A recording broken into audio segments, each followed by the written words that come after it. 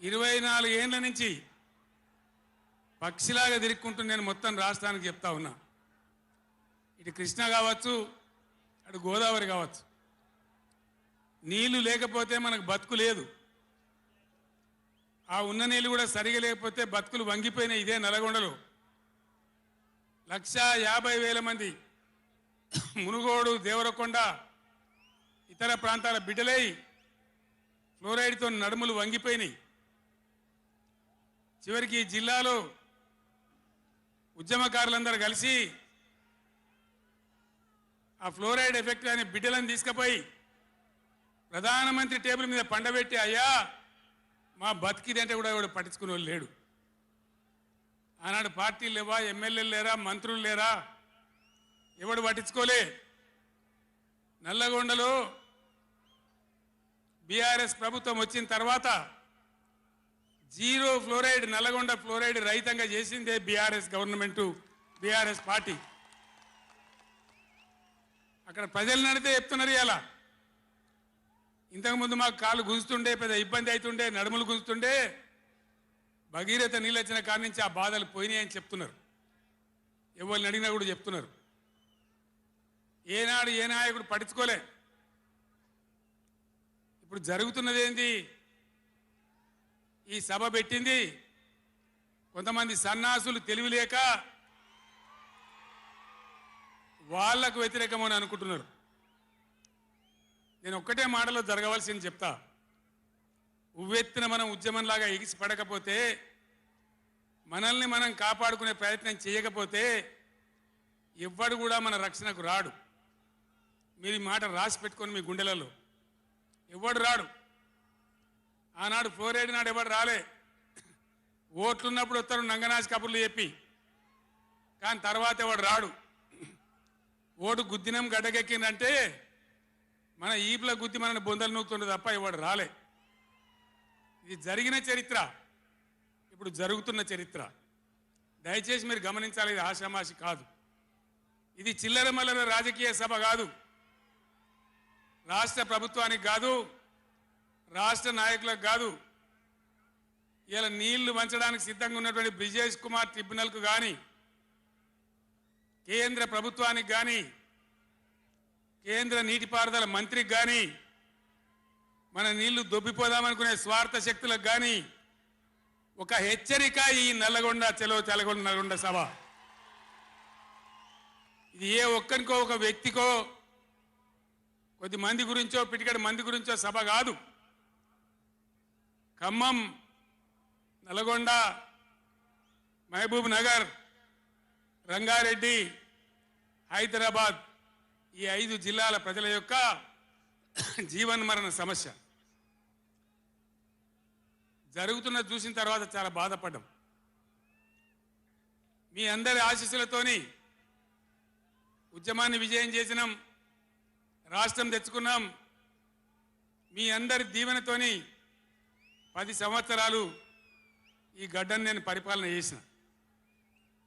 నేనేం తక్కువ చేయలే. ఎక్కడో పోయిన కరెంటుని తెచ్చి నిమిషం పాటు కూడా కరెంటు పోకుండా మీ అందరి కరెంట్ సప్లై చేయించినాం. ప్రతి ఇంట్లో నల్లా పెట్టి మంచినీళ్ళు తీసుకొచ్చుకున్నాం. ఒకనాడు ఆముదాలు మాత్రమే పండిన నల్లగొండలో, బత్తాయి తోడలతో బతికిన నల్లగొండలో లక్షల లక్షల టన్నుల వడ్లు పండించేటువంటి పరిస్థితులు తెచ్చుకున్నాం. అంతకుముందు లేని నీళ్లు యాడికెళ్ళి వచ్చినాయి, ఎట్లా వచ్చినాయి అంటే దమ్ము కావాలి, చేసే ఆరాటం ఉండాలి. ఇది నా ప్రాంతం, నా గడ్డ, నా ప్రజలు అనే ఆరాటం ఉంటే ఎట్లనే చేసి సాధించుకొని రావచ్చు. కృష్ణా జలాల కథ మీకు ఒక 4 నిమిషాలు చెప్తా. దయచేసి మీరు సైలెంట్గా ఉంటే మీకు అర్థమవుతుంది. ఇలా ఏం ఏరా పేరు లేదు. ఆనాడు కొట్లాడినాం, రాష్ట్రం కోసం కొట్లాడినాం. ఆ రోజు జలసాధన ఉద్యమంలో మండలానికి ఒక బ్రిగేడియర్ వచ్చి నెల 15 రోజులు తిరిగి ప్రజలను చైతన్యం చేసినాం. ఆ రోజు నేనే రాసిన పాట, పక్కన కృష్ణమ్మ ఉన్న ఫలితమేమీ లేకపాయే అని ఏడ్చినాం ఆ రోజు. ఈరోజు గోదావరి కృష్ణ కలిపి బ్రహ్మాండంగా నీళ్లు తెచ్చుకునే ప్రయత్నాలు చేసుకుంటా ఉన్నాం. దగ్గర పడ్డాయి. భువనగిరి దగ్గర బస్వాపురం ప్రాజెక్ట్ కంప్లీట్ అయింది. డిండి ప్రాజెక్ట్ కంప్లీట్ కాబోతా ఉంది. పాలమూరు ఎత్తిపోతల కోసం నోళ్లు తెరుచుకొని చూస్తూ ఉన్నారు దేవరకొండ, మునుగోడు వగైరా ప్రాంతాల ప్రజలు. పైన పాలమూరు ఎత్తిపోతలు అయితే పాలమూరుతో పాటు రంగారెడ్డి, వికారాబాద్ జిల్లాల ప్రజలు చూస్తూ ఉన్నారు మాకు ఎప్పుడు వస్తే నీళ్ళని. 80% పనులు పూర్తయినాయి. ఎవ్వరు సహకరించకున్నా ఇదే కాంగ్రెస్ మరియు ఇతర పార్టీల నాయకులు వందల కొద్ది కేసులు వేసినా ఈ 10 ఏళ్ళు పంటి బిగున్న ఒంటి బిగున్న కొట్లాడుతూ అటు కేంద్రంతో కొట్లాడుతూ ముందుకు తీసుకొని పోయినాం. ఆనాడున్న కాంగ్రెస్ గవర్నమెంటు, తెలంగాణ ఇచ్చిన కాంగ్రెస్ గవర్నమెంటు ఆ రోజు ఒక్క ఏడాది కోసం తాత్కాలికంగా సర్దుబాటు చేసుకోండి, ఆ తర్వాత ఎవల వాట వాళ్ళకు వస్తుందని చెప్పింది. ఆనాడుగా బిల్లు పాస్ కావాలి, తెలంగాణ రావాలి, ఇది ఒక ఆటంకం కాకూడదని సరే కానివ్వండి తర్వాత చూసుకుందామని చెప్పినాం. ఆ తర్వాత ఢిల్లీలో పోయి మోడీ ప్రభుత్వం వచ్చింది. వాళ్ళని ఎన్ని వందల ఉత్తరాలు రాసినాం. అయ్యా మేము మునిగిందే నీళ్ళల్లో నాశనం అయిపోయినా, మా బతుకులు ఆగమైపోయినాయి, వెంటనే నీళ్ళ పంపిణీ చేయండి, ట్రిబ్యునల్కి వేయండి అని అడిగినాం. వేయలే. వేయకపోతే సుప్రీంకోర్టుకు పోయినాం. సుప్రీంకోర్టుకు పోయి తగాదా పెట్టినాం. ఆ తర్వాత కూడా వేయలే. తర్వాత ఒక రోజు మళ్ళీ మీటింగ్ జరిగితే నేను గట్టిగా నిలదీస్తే మీరు కేసు బంద్ చేయండి, మేము ట్రిబ్యునల్కి ఇస్తామని చెప్పినారు. సరే మంచి మాట ఇచ్చేటోళ్ళు వాళ్ళు కాబట్టి, కేంద్ర ప్రభుత్వం కాబట్టి కేసు విత్డ్రా చేసుకున్నాం. ఆ తదనంతరం వేయలే ట్రిబ్యునల్ తొందరగా. 100 ఉత్తరాలు రాసిన నేను. ఇగో నా పక్కనే కూర్చున్నారు కేశవరావు గారు, నామా నాగేశ్వరరావు గారు, స్టేజ్ మీద మన పార్లమెంట్ మెంబర్లు అందరు ఉన్నారు, మన ఎంపీలు అందరు ఉన్నారు. లోక్సభను స్తంభింపజేసినాం. మా ఎంపీ రంజిత్ రెడ్డి, ప్రభాకర్ రెడ్డి కూడా అప్పుడు ఎంపీగా ఉండే. నేను చెప్పిన మీరు ఏమైనా మంచిదే కొట్టాడునని చెప్తే ఒక వారం రోజులు లోక్సభ జరగనీయలే. అట్లా కొట్లాడినాం. ఆ ఒత్తిడికి తల ఒగ్గి మొన్న ఎలక్షన్లకు 4-5 నెలల ముందు ట్రిబ్యునల్కి వేసినారు. ఇప్పుడు జరగవలసింది ఏంది? ఏ గవర్నమెంట్ ఉన్నా, మా గవర్నమెంటే ఉండినా గవర్నమెంట్ ఏం చేయాలి? ట్రిబ్యునల్ ముందర పోయి గట్టిగా వాదించి చరిత్ర మొత్తం చెప్పి, మన అవసరాలు చెప్పి, మన కరువు చెప్పి, మన బాధలు చెప్పి, ఇక మా వాటా ఇంత రావాలి అని కొట్లాడాలి. అది మొగోడు చేయాల్సిన పని, ప్రజల మీద ప్రేమ ఉన్నోడు చేయాల్సిన పని. మీకేం కోపం వచ్చిందో, ఏం భ్రమల పడ్డారో, పాలిచ్చే బర్రెను ఆయన అమ్మేసి దున్నపోతుంది తెచ్చుకున్నారు.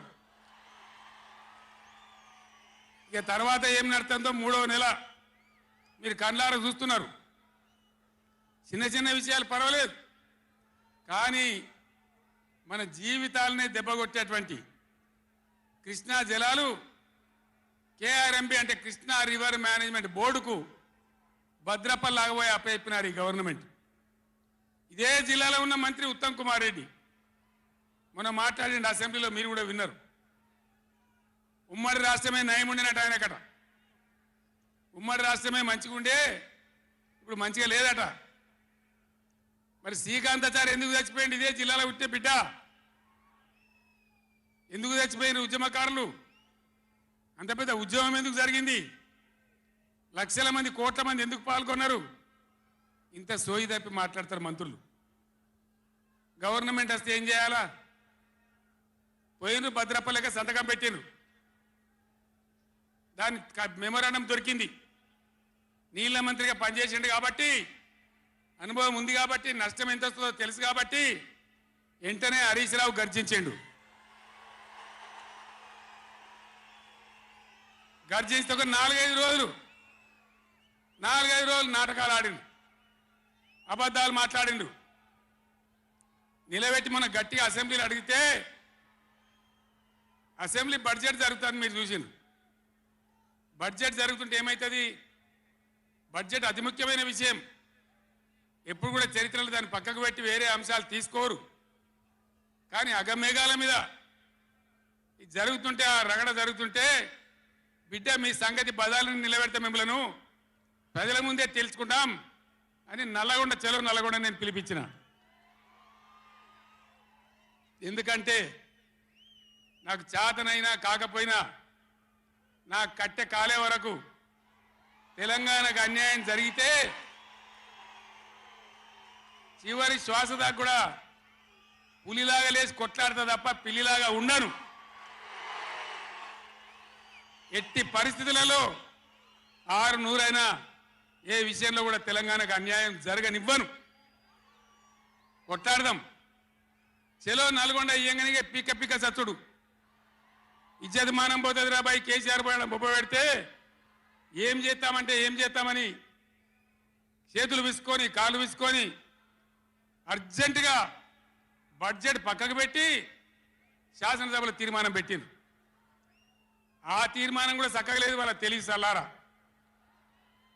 సాగునీళ్ళు తాగునీళ్ళు అని పెట్టినరు, కరెంటు ఉత్పత్తి పెట్టలేదు. మళ్ళీ దానిలో ఆ తీర్మానంలో కూడా అంత తెలివి తక్కువ తీర్మానం. అది పెట్టి ఇక మామ అనిపించుకున్నారు. అయిపోయింది కదా.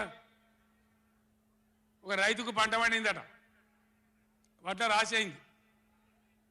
ఎందుకంటే రాసి ఎవడు ఎత్తుకపోకుండా పొత్తు పోసేది, పొత్తులు ఆ బూడిదో శుద్ధో ఏదో పోసేది. పక్క రైతుని పిలిచి